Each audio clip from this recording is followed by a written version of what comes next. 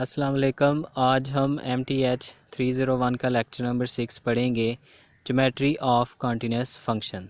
इसमें सबसे पहले हम देखेंगे geometry of continuous function in one variable. हमें पता है कि एक वेरिएबल में जो फंक्शन होता है उसका ग्राफ लाइन होती है। तो अगर उस फंक्शन का ग्राफ कहीं से भी ब्रेक ना हो या उसमें कहीं भी गैप ना हो तो उस फंक्शन को हम कॉन्टिन्यूस फंक्शन कहते हैं।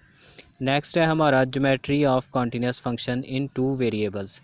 हम जानते हैं कि दो वेरिएबल्स में जो हमें ग्राफ हासिल होता है वो एक प्लेन शीट होती है।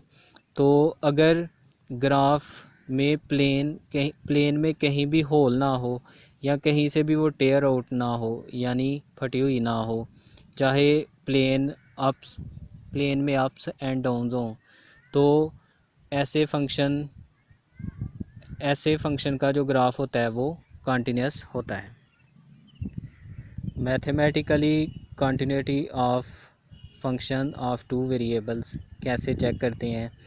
A function f of two variable is called continuous at point x0 y0 if function f x0 y0 is defined।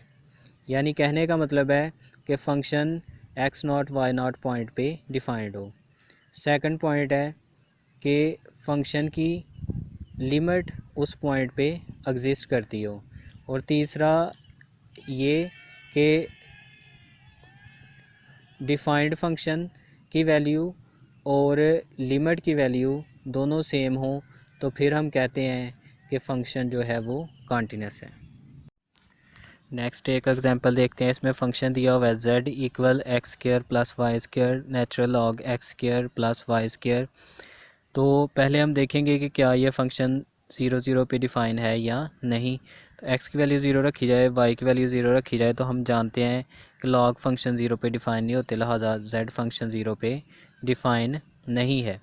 जब ये 0 पे डिफ़ाइन नहीं है तो इसका मतलब इसमें एक होल है और वो होल 0.00 से अबव है।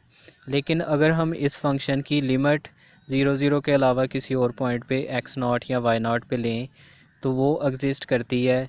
तो फंक्शन डिफाइंड नहीं है लेकिन लिमिट एग्जिस्ट करती है, जबकि डिफाइंड वैल्यू और लिमिट इक्वल हो तो फिर फंक्शन कंटिन्यूस होता है। तो यहाँ फंक्शन जो है वो डिसकंटिन्यूस है और सरफेस z जो है वो इन्फिनिट नहीं है क्योंकि इसमें एक पॉइंट पे होल है। तो सेकंड एग्जांपल में एक फंक्शन गिवन है 1/√x² प्लस वाई स्क्वायर। अगर हम इस फंक्शन को देखें कि क्या ये डिफाइंड है या नहीं, डिफाइंड नहीं है, तो एक पॉइंट ऐसा है जिस पे ये डिफाइंड नहीं है यानी ओरिजिन। x को भी 0 रखा जाए, y को भी 0 रखा जाए तो इस फंक्शन की वैल्यू इन्फिनिट हो जाती है। बाकी तमाम वैल्यूज़ पे ये डिफाइंड है।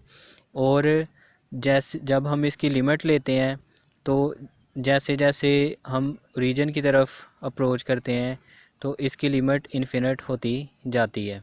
तो कहने का मतलब ये फंक्शन भी कॉन्टिन्यूस नहीं है बल्कि डिसकंटिन्यूस है और इस फंक्शन की प्लेन में भी एक होल है और प्लेन इन्फिनिट तक जाती है।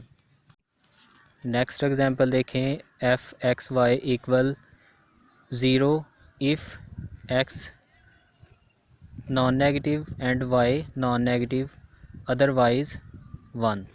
तो यहाँ जो फंक्शन है इस फंक्शन में कॉन्टिन्यूस वैल्यूज़ नहीं है, इस फंक्शन में जंपिंग नज़र आती है क्योंकि एकदम से वैल्यू 0 से 1 तक चली जाती है। तो ये फंक्शन भी कॉन्टिन्यूस फंक्शन नहीं है। नेक्स्ट एग्जांपल देखें। Check whether the limit exist और not for the function. Limit x approaches to xy approaches to 0 0 fx y equal x square over x square plus y square। इसकी limit check करने के लिए हम different paths लेंगे। सबसे पहले हम पाथ लेंगे अलॉन्ग x एक्सिस यानी y की वैल्यू 0 रख लेंगे। तो लिमिट अप्लाई करने से पहले हम y की वैल्यू 0 रखें तो फंक्शन हमारा हो जाएगा x square over x square plus 0 और ये कैंसल आउट होके आ जाएगा 1, तो इस पे लिमिट अप्लाई भी कर देंगे तो इसका आंसर 1 ही रहेगा। फिर हम सेकंड पाथ लेंगे अलॉन्ग वाई एक्सिस, यानी x की वैल्यू 0 रख के इसको सॉल्व करेंगे। तो लिमिट अप्लाई करने से पहले x की वैल्यू 0 पुट कर दें तो फंक्शन हो जाएगा y square over y square plus 0, y square cancel 1, limit apply करने पर भी ये 1 ही रहेगा। अब जब दोनों वैल्यूज़ सेम आ गई हैं तो हम तीसरा पाथ लेंगे, यानी अलॉन्ग y इक्वल x। तो हम y की जगह x वैल्यू फंक्शन में दर्ज कर देंगे तो फंक्शन हमारा चेंज हो जाएगा x square over x square plus x square और x square over 2x square, x square और एक्स स्क्वायर कैंसिल हो जाएंगे और हमारा आंसर आ जाएगा 1/2। अब लिमिट अप्लाई कर देंगे तो कांस्टेंट फंक्शन की लिमिट कांस्टेंट ही रहता है, यानी 1/2 ही रहेगा। तो हमने 3 पाथ लिए, तो ये तीनों पाथ की जो वैल्यूज़ हैं लिमिट की वो 2 की तो सेम है लेकिन एक डिफरेंट है। इस वजह से ये फंक्शन जो है वो कॉन्टीन्यूस नहीं है और लिमिट एग्जिस्ट नहीं करती। नेक्स्ट एग्जांपल में हमने कंटिन्यूटी चेक करनी है 0 0 पे, तो फंक्शन हमारा इक्वल है sine x square plus y square over x square plus y square if x y is not equal to 0 0 और 1 के इक्वल है इफ़ एक्स इक्वल 0 0। पीछे हम पढ़ चुके हैं कि साइन एक्स ओवर एक्स की limit when x approaches to 0 1 होती है। तो सिमिलरली यहाँ फंक्शन में sine x square plus y square over x square plus y square है। जब एक्स वाई की लिमिट 0 0 अप्रोच करेगी तो ये भी 1 के इक्वल होगा और ये हमारी फंक्शनल वैल्यू f 0 0 जो कि 1 के इक्वल है उसके इक्वल हो जाएगा। तो लिमिट और फंक्शनल वैल्यू इक्वल हैं, इस वजह से ये फंक्शन है कॉन्टीन्यूस है। नेक्स्ट हम देखेंगे 3 वेरिएबल फंक्शन की कंटिन्यूटी कैसे चेक करते हैं। अगर एक फंक्शन 3 वेरिएबल्स पर मुश्तमिल है और उसकी कंटिन्यूटी हम पॉइंट x0 y0 z0 पे चेक करना चाहते हैं तो फंक्शन इस पॉइंट पे डिफाइंड होना चाहिए और इस पॉइंट पे उसकी लिमिट भी एग्जिस्ट करनी चाहिए और फंक्शनल वैल्यू और लिमिट की वैल्यू इक्वल हो तो फिर हम कहते हैं कि फ़ंक्शन कॉन्टीन्यूस है। एक एग्जांपल है check the continuity of the function दिया हुआ है हमें y plus 1 over x square plus y square minus 1 और ये फंक्शन 3 वेरिएबल है, फंक्शन को x y z से ज़ाहिर किया गया है।